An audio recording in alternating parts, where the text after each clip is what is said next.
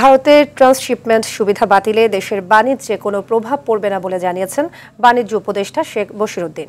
তিনি বলেন, নিজস্ব ব্যবস্থাপনায় সংকট কাটানোর চেষ্টা করা হবে। এদিকে ভারতের ট্রান্সশিপমেন্ট বাতিলকে তুচ্ছ ঘটনা বলে উল্লেখ করেছেন মালদ্বীপের হাই কমিশনার শিউনিন রশিদও। রাজধানীতে আলাদা দুই অনুষ্ঠানে এসব কথা বলেন তারা। বিস্তারিত বিল্লাল হোসেনের রিপোর্টে। 2020 সালের 29 জুন থেকে ভারতীয় স্থলশুল্ক স্টেশন ব্যবহার করে ভুটান, নেপাল ও মিয়ানমারে স্বল্প খরচে পণ্য আমদানি রপ্তানি করে আসছিল বাংলাদেশ। বুধবার হুট করেই ভারতে এই সুবিধা বাতিল করায় ব্যবসায়ীদের মধ্যে কিছুটা উদ্বেগ বিরাজ করছে। দিল্লির এমন সিদ্ধান্তে বাংলাদেশের সমস্যা হবে না বলে জানান বাণিজ্য উপদেষ্টা। দিল্লি, কলকাতা এবং ব্যাঙ্গালোর কিছু এই পোর্টের মাধ্যমে আমাদের রপ্তানি হতো।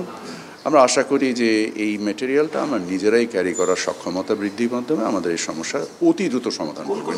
রপ্তানির ক্ষেত্রে যোগাযোগের জন্য কোনো ঘাটতি না পড়ে সেই ক্ষেত্রে আমরা সকল ব্যবস্থা নিচ্ছি। আমরা আশা করি ইনশাল্লাহ আমরা এটা উঠতে।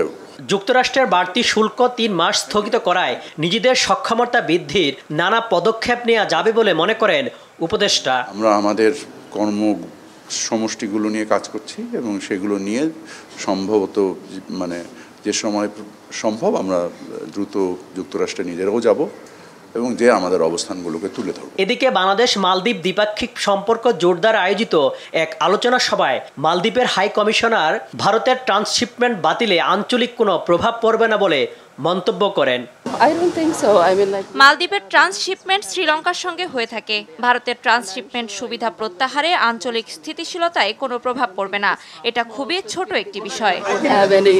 30 এপ্রিল মালদ্বীপে অবৈধ প্রবাসীদের বায়োমেট্রিক তালিকাভুক্তির কাজ শেষ হলে প্রবাসী শ্রমিকরা নানা সুযোগ সুবিধা পাবে বলে জানান high commissioner. So that is something that we can work on, but Billal Hossain, RTV, Dhaka.